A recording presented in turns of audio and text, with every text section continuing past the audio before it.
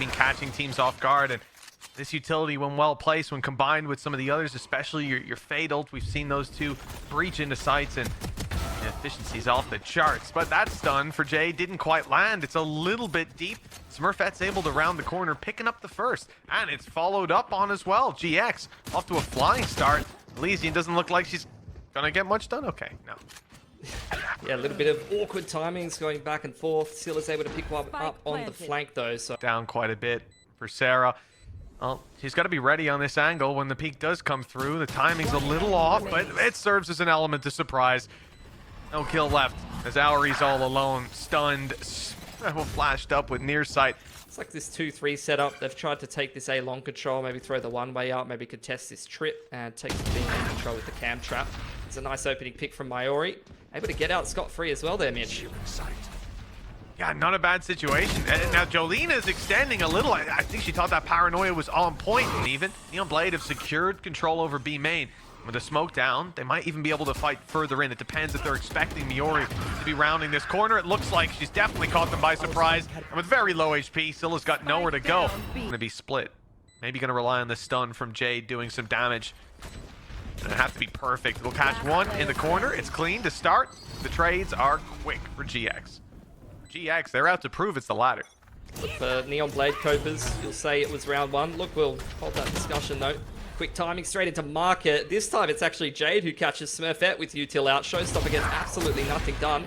At least Miori's be able to go 1-for-1 in middle, but the rest of GIANTX now shoving out B. Oh, massive kill from Elysian as well. The numbers just thicken on the side of Neon Blade. Now sitting at 2-1 in any battle they take, and you can see how quickly that goes. There was a seize, but it wasn't even needed as Jade was quick on the trigger. Jade did sustain some damage, 43 HP. And Ness, well, if you were watching yesterday, Ness was playing one hell of a game with a Sheriff in hand. Fortunately, she was up against the Operator. So there's the first round for Neon Blade. GX, it's a lot of their eggs are in this one basket. They'll risk dropping it all if they go backwards. Instead, it's this straight up push, and unfortunately, the Rolling Thunders come in. So too is the Nightfall, and it's a bit of a nightmare for the side of GX.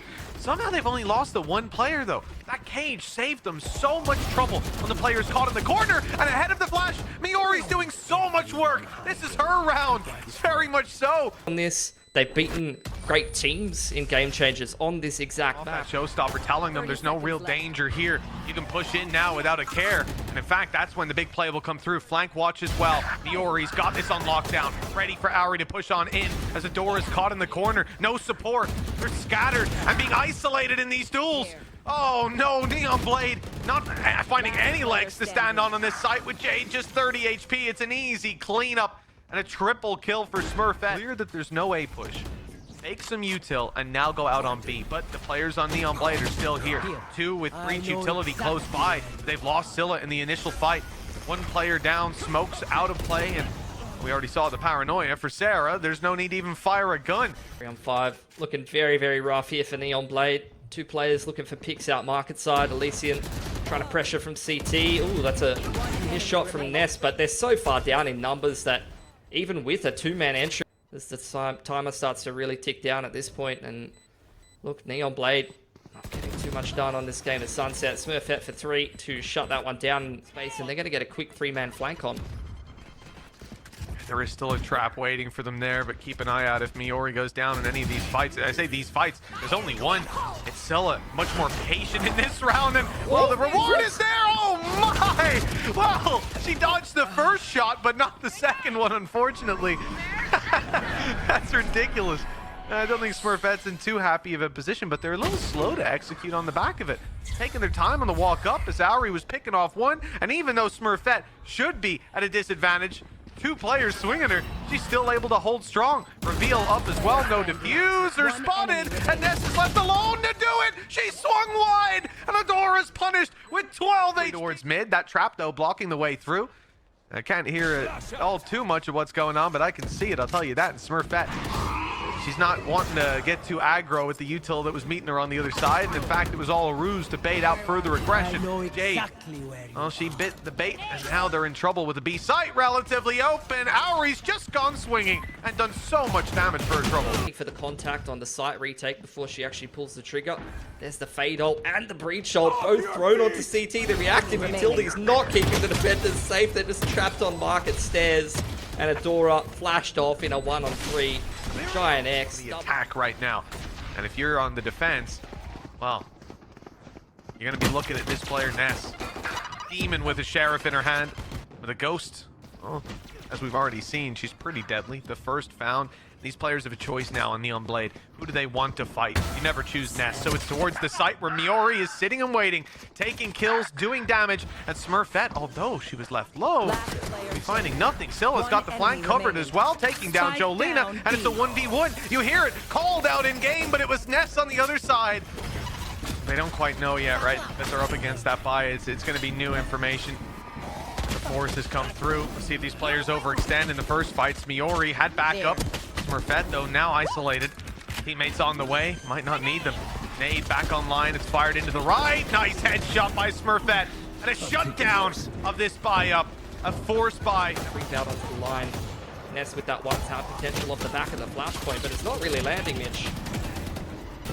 No, it's not worked out at all. In fact, the support's already there. Quicker rotations again by the side of GX, and the slowing utility that's come in has left them a little scattered on that attacking side when the fights eventually come through. We'll be pushing this across the line to a 13-2, and a devastating reminder of the last time that Neon Blade played up against this squad, and it's a showstopper online for Smurfette that's hunting down the final players. The corner is wide open for the kill, but Smurfette's taken herself and Ness down. They were a little greedy in the last, but it doesn't even come close, even with that. Blade has cut deep into the defense of GX.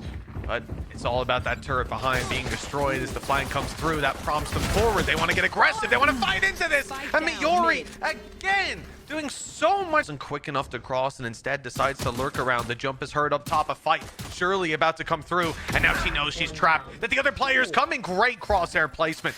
A good kill rewarded on the back of it. Still 100 HP. Another fight presents itself. And wow, they've got time on their side.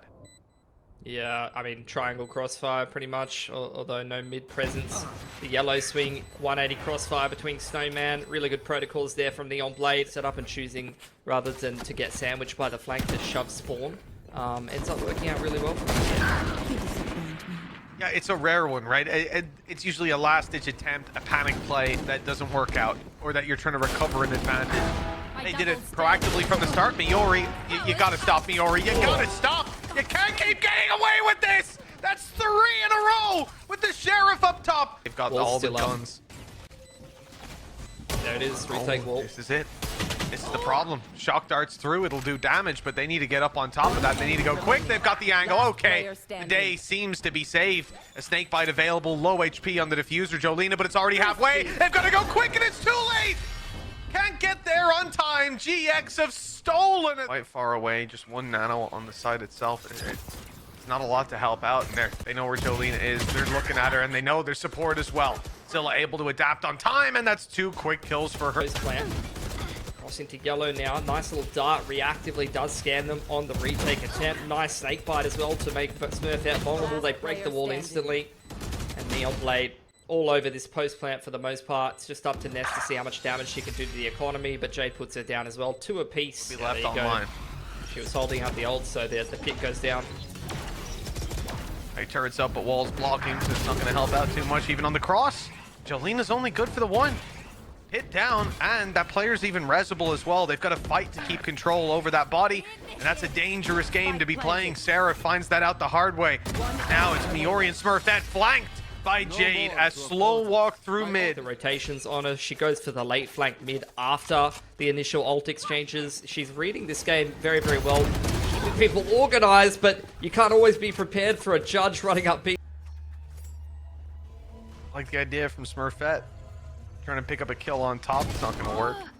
And that aggression from Auri, I'm not sure I like as much. I mean, obviously gathering info, but Plant's only coming in now. I think she was like 40 HP. So just the risk to try and get something out of her life. a Viper's Pit online, but not used and not going to be either. Smurfette's made sure of that with a quick kill, and Jade flanking through the kitchen is going to be quite a while getting to the party. In fact, that spike is going to be the real pressure because now she's last alive. Has to pop the ult to try to pull them off it, but it's already half. That player's dodging the rest of the pulses, and they'll just stick it the rest of the way with no possible contention coming in from Jade. A thrifty round for GX and a very well handled. Yellow setup once again. Drone trying to keep Jolina safe. She's getting pinged, she's getting scanned. There's the Leah to scale up and a great flash from the KO, but they're not taking advantage. How have they not converted those frags, Mitch? Oh, and Adora can't even heal up quickly enough. The Hunter's Fury caught her on her low HP. And Jade, okay, a chance to chop this up into a couple 1v1s. The first was found, but the second will not be. Of course it won't be. Top site plant will definitely help with that. They're fighting forward towards screens as well. Reyna ult's active. Not gonna use just yet. Imagine be popped soon.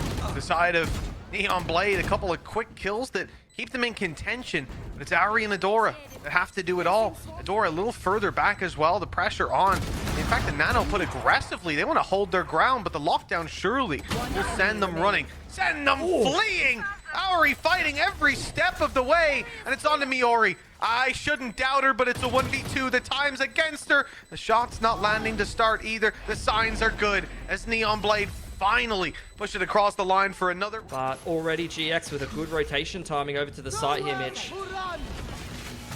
Yeah, they've got a lot of players stacked up. This element of surprise now fading as the first players round the corner catch all the info, aiming the Hunter's Fury in the right direction, but leaving Jade all alone. A quick kill from Smurfette might just have crumbled the round. 8 seconds and some headshots needed immediately. Oh, that's a bit of a whiff. That's not ideal, but the time. No way. The time is where we're gonna win and run for your life, Jolina. She's made it away. Come back with a vengeance. 6-6 at the halftime. Good read by Neon Blade, though. So many players in position. You have to think utility's on its way, and it certainly was. Nice shot as well. Jade delivering the headshot just to make sure that the damage done doesn't matter at all. Neon Blade don't stand a chance of losing this one. You have to think Sarah's alone, hitting headshot after headshot, but time is her ultimate enemy, like us all. As we go 7-6. See Neon Blade start to warm up together. Get through this anti-eco is the first step, though.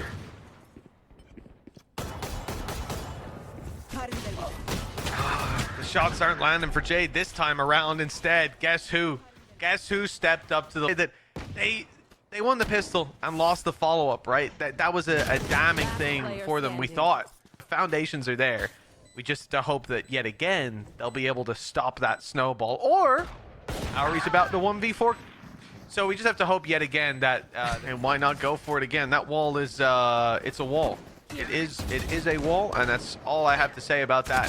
GX making their way straight through the site, but Auri stopping, waiting for them. As Elysian finds another Jade up top is dealt with, there's an avenue for them to escape, but they can't bring the spike with them, and I think that's the real problem. A double setup here. The first is contact up top, back now turned. This could be a little scary, but it was because Scylla was on the scene with her down. Now it gets a little bit more awkward. There's no safe angle to fight from until Adora blows that attack wide open and leaves it with no legs to stand on. Remember, this is a bonus round from GX, and now it's a very winnable one at that. The spike's still kind of out in the open. The Sheriff battle. I'll talk all day about how good Ness is with a Sheriff, but this seems a little ambitious. And Adora will finally, and as we can see, yeah, GX, they didn't come out on top of the previous round, but they're in with a chance here. The B holds were tough in these very same positions for GX. They weren't able to get a lot done on back yellow.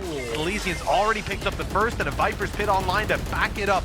This is going to be tough now for GX. Never mind, because Miori, too good. It should be illegal to be this good at the game. It should be, and with that kill, that actually gives her KJ ult. She's going to drop that on B long. It was a great reactive play there from Neon Blade. You know, the Sober ult pushes them into yellow contact. The Reds coming through. Smurfette back on the field here. Wall to try to establish that plant for GX, but it's already been broken, so they're in a bit of a pickle here, Mitch. But again, whenever the GX is in a pickle, Miori steps up. Every single time, man. Every single time. Like clockwork. A spike planted. And she's on her way towards having another lockdown. I'm betting half.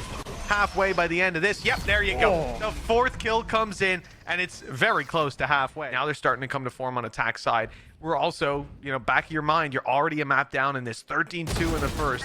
How much longer can Neon Blade hold on? It feels like their fingers are clutching onto the edge of a cliff, and here there was a real sign of life. Welcome to my world. This is it. This is the real problem. Ness going aggressive. She's crazy. And I don't even blame him. Advantage now sits to GX. It already did with the pit in play. And most definitely flashes down. A good attempt to drop it in. I like it. Let that roll. Oh, okay. That's one. The reload swing, though, and that's going to be the end of the round.